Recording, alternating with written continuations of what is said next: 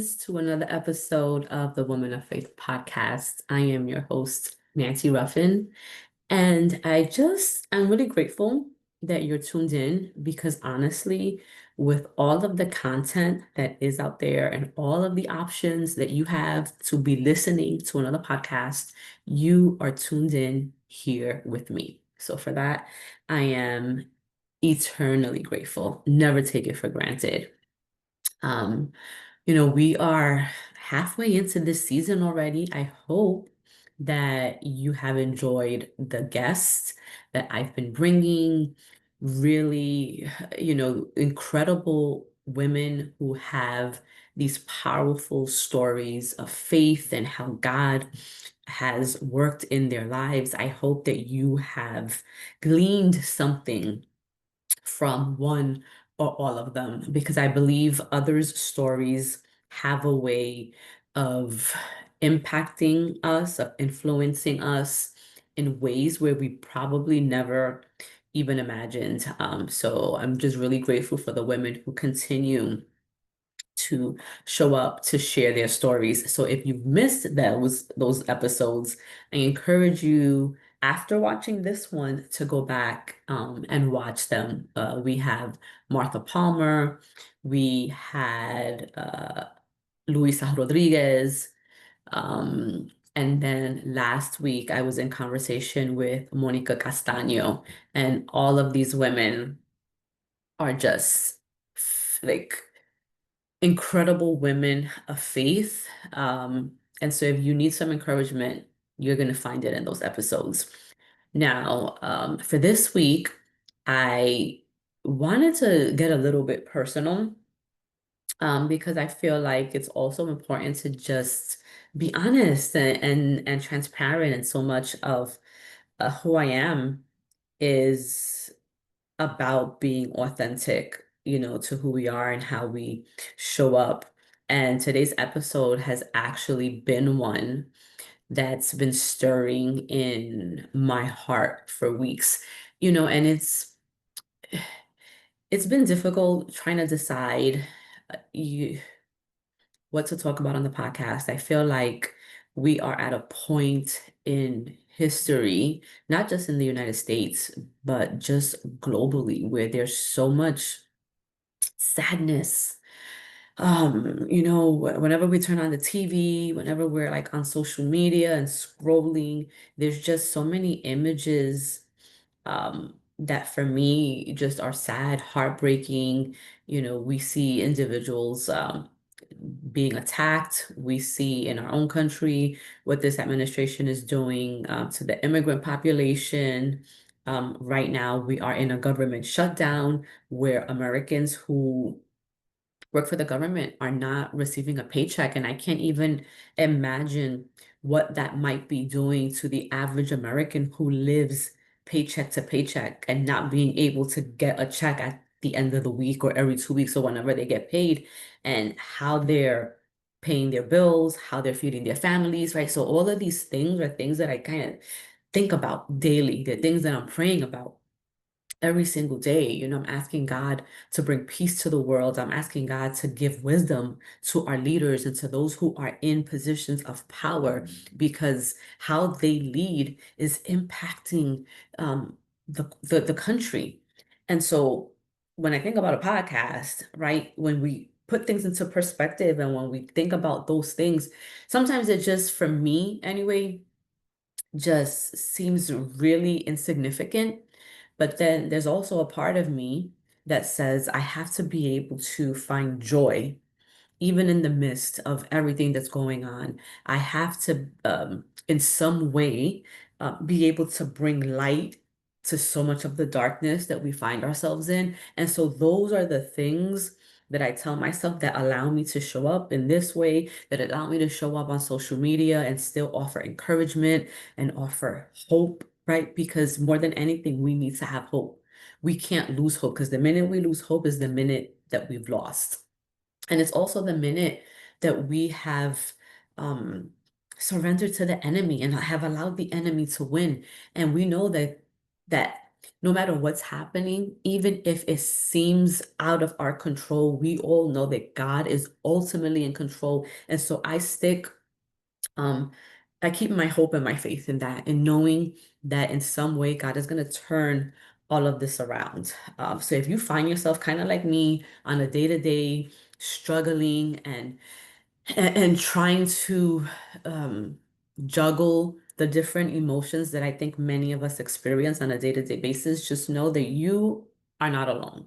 We are in it together. But if I can offer any encouragement, it's this: do not lose hope. Don't let the enemy get in your head. Don't let what's happening around us and in the world discourage us, because we know that ultimately in the end, God is going to get the glory. But with that being said, I wanted to talk about what it means to truly surrender to God, what it means to really be obedient, what that looks like practically in our own lives when we're being asked to do something that is out of our comfort zone, when we are being asked to shift the work that we do because the way that we've done it has felt so comfortable and we've been so successful in this lane that we don't want to go over here, right? Even though God is saying, okay, it's time for you to shift. I need you to be over here. I need you to move this way. But our ego wants to keep us stuck where we are, where we're comfortable, where we know we're going to be successful because we've been successful over and over again in this area. That was where I found myself when I decided to do my gods and goal, not gods because there's only one God, my God and goals workshop, which I did a couple of weeks ago. And when I was first led to do this workshop, I will admit that I was scared.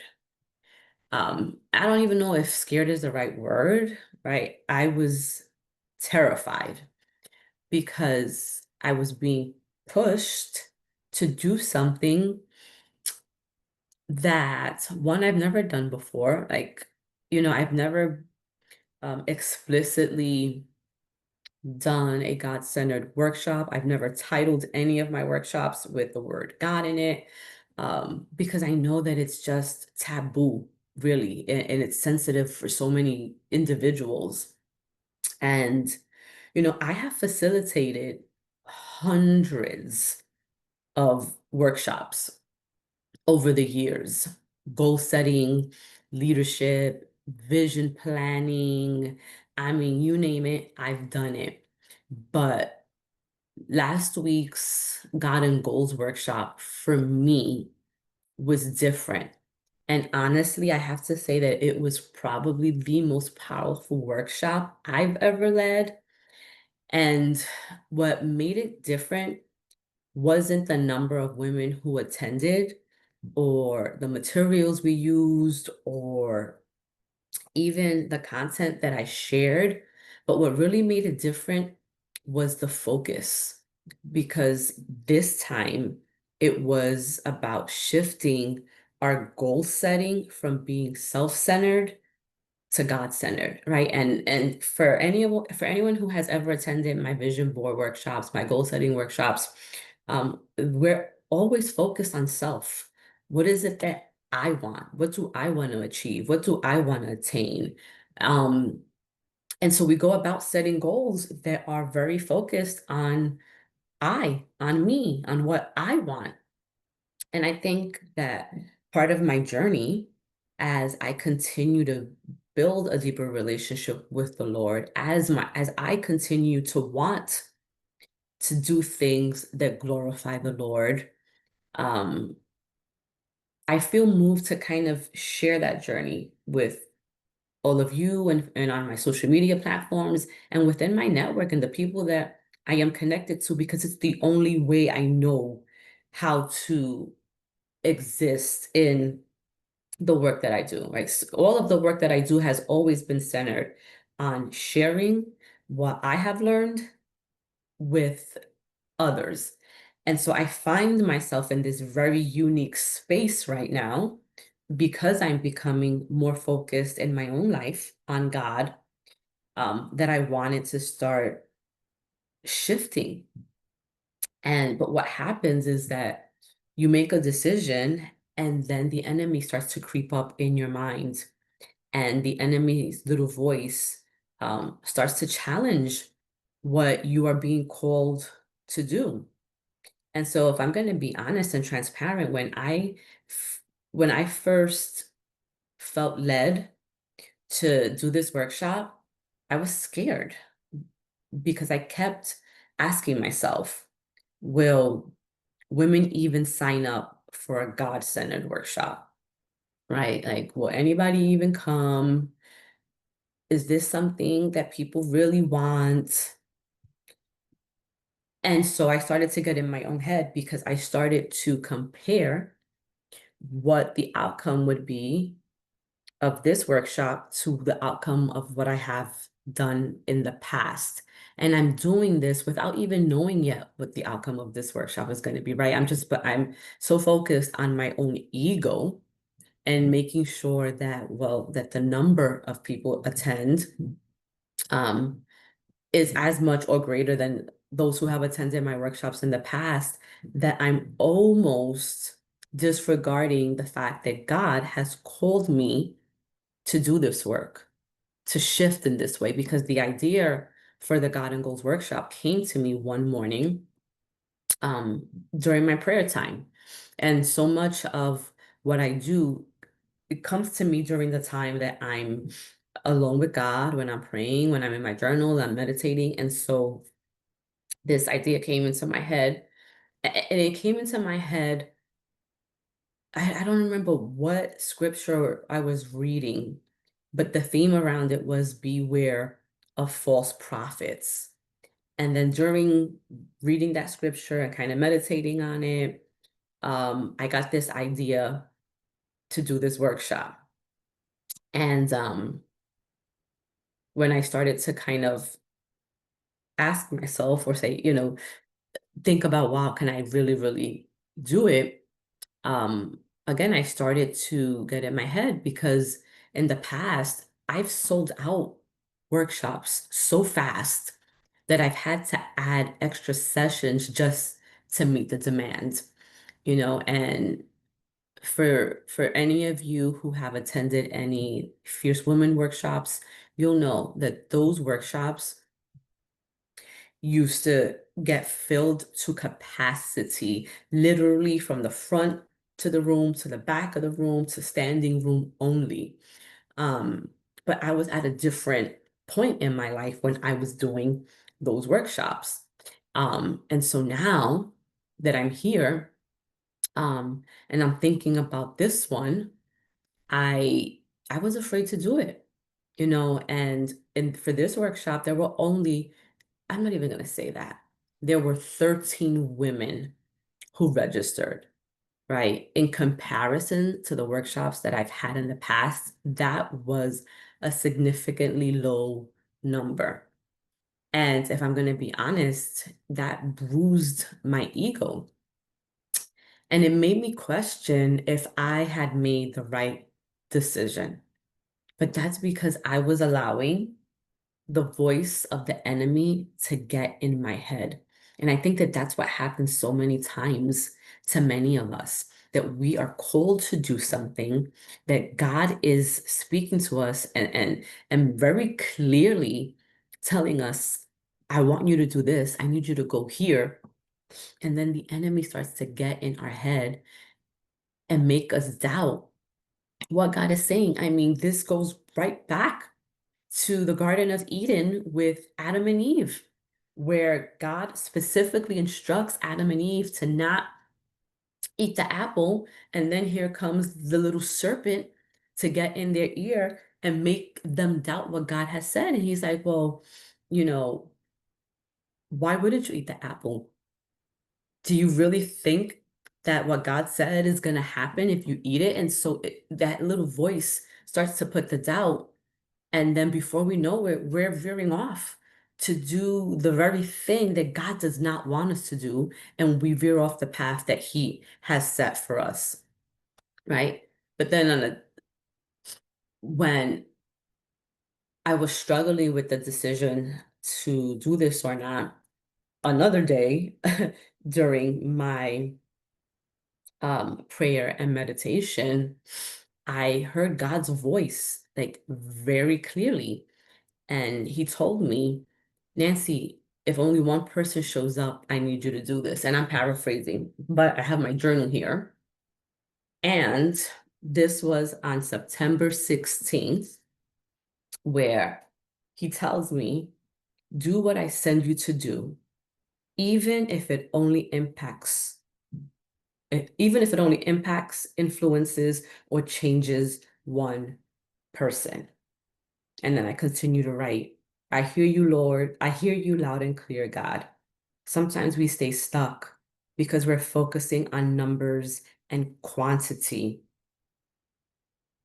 But if we're more concerned with the size of the crowd or the loudness of the cheers, are we really doing it for you, God, or to feed our own ego?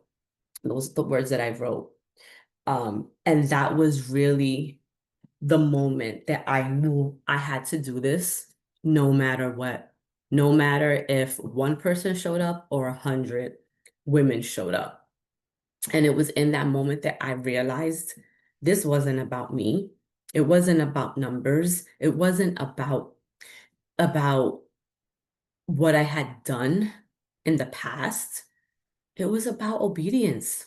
It was about whether or not I was going to do the thing that God has specifically called me to do, even if I was afraid, even if I was scared, even if I was unsure of who or how many people would attend.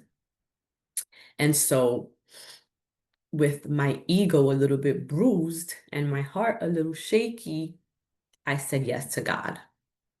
And I had the workshop, and it was it was powerful, right? And it made me realize that the minute we say yes to God is the minute when everything shifts. Because the workshop wasn't about setting goals for what we want to achieve, but about aligning our goals with what God wanted to do through us. See, ego-centered goals ask, how can I be seen? How can I succeed? How can I make this happen, right? It's all about the I, it's all about me. But when we shift to God centered goals ask, how can I serve? How can I glorify God through my gifts? How can I be obedient to his call?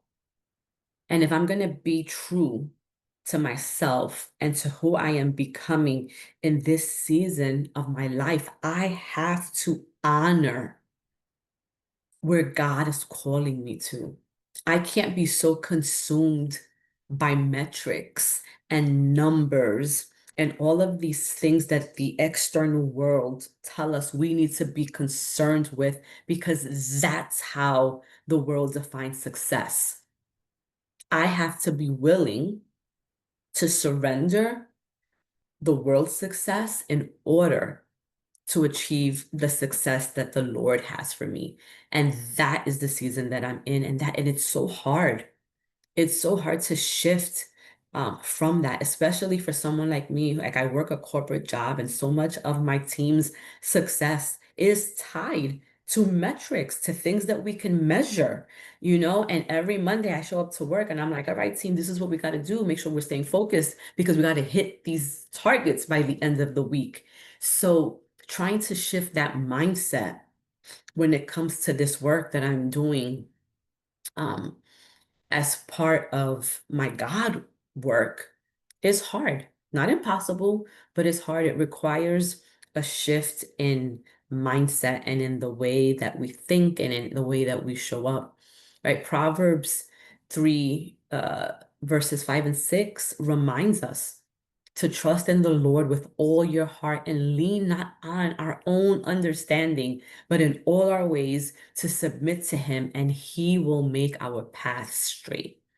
And sometimes that straight path, it doesn't look glamorous. It looks lonely. It looks quiet or small. Maybe it looks like 13 individuals that registered for the workshop, right? But one thing I'm learning is that obedience always leads to purpose.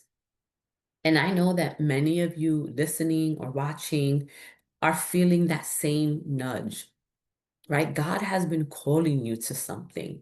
He's calling you to start that business, to write that book, to launch that ministry. Maybe he's nudging you to leave that job because that job is not taking you anywhere. And in fact, it's keeping you from where he ultimately wants to take you. But fear and ego keep whispering, what if it doesn't work? What will people think? Right? We're always so concerned with everybody else. We're always concerned with other people's opinions. But my friend, obedience is not about outcomes. It's about alignment and how you're allowing yourself to align with God's will for your life. When we say yes to God, even when it doesn't make sense, we position ourselves for his best, right? And it's important to understand that because sometimes in the moment we can't see it, we don't understand it. And because it doesn't make sense to the rational eye, we tend to believe that it doesn't matter. But the truth is that God is never going to steer us wrong. He's always going to make a way to make it right.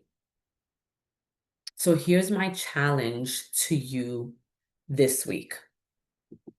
I want you to ask God, where are you leading me that I've been resisting? And be honest with yourself, right? I want you to, you know, carve out some quiet time this week.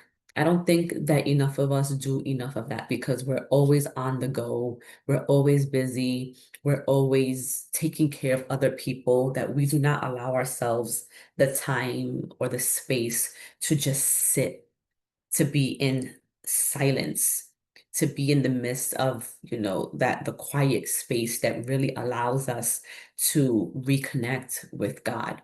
So I encourage you to carve out some time this week. It doesn't even have to be long. Just set a timer, go on your phone, schedule an appointment with yourself, make it for 10 minutes. It could be during your lunch hour, 10 minutes before you go to bed, maybe 10 minutes in the morning when you wake up, right? But sit with yourself and ask God, where are you leading me that I've been resisting? And then be honest about that. And then take one small step in faith. Because once you take that first step, the second, third, fourth steps become easier. And once you take that first step, God starts to work. He starts to move the pieces. He starts to open the doors. He starts to connect you with the right people, the right resources, all of the things that you are going to need in order to live out the thing that God is calling you to do. That's just how he works. And it's true. But if you don't move, then you don't give God an opportunity to move in your life. And then lastly, trust that your obedience will always be enough, right? When we say yes to God, we have to trust that He is going to get us to the finish line, even if we can't see it, even if it seems impossible, even if the enemy is in our heads telling us that there's no way. We know that 1 Samuel 5th chapter verse 15 to 22 tells us obedience is better than sacrifice, right? So what may seem as a sacrifice to us is really us being obedient to the Lord. And that's all God asks of us, right? That's all He wants. He wants us to be obedient. He wants us to surrender when he asks us to. He wants us to trust him. And so spend some quiet time in prayer, listening for God's direction. Check your motives, right? Do that heart check. Ask yourself if they're rooted in service or if they're self-serving, right? If it's ego, and take that first step, even if you're scared, because that first step is what might be the thing that changes the trajectory and the meaning and the purpose of your life forever. Remember this: God doesn't need a crowd to move. He just needs your yes. If this episode spoke to you, share it with a sister who's been struggling to say yes to God's call. Let's remind her that obedience is where transformation begins, and surrendering to God is the first step to transformation and to really changing your life. And if transformation is what you're seeking, if you're looking to do something different, right? If you're tired of the way things have been, there's always another opportunity to make a change, right? Every single day that we are gifted is a new opportunity to do something different. It's another chance to say yes to God. So until next time, mi gente, keep walking by faith, not by sight. And remember, God's plans for you are always better than the ones you could ever imagine for yourself. So until next time, remember that you were created for more. Thank you for tuning in. And make sure that you are following us on social, Women of Faith Podcast on Instagram. Make sure you subscribe to the YouTube channel and connect with us on Apple Podcasts and Spotify, and leave us a comment and or a rating. Thanks again for tuning in.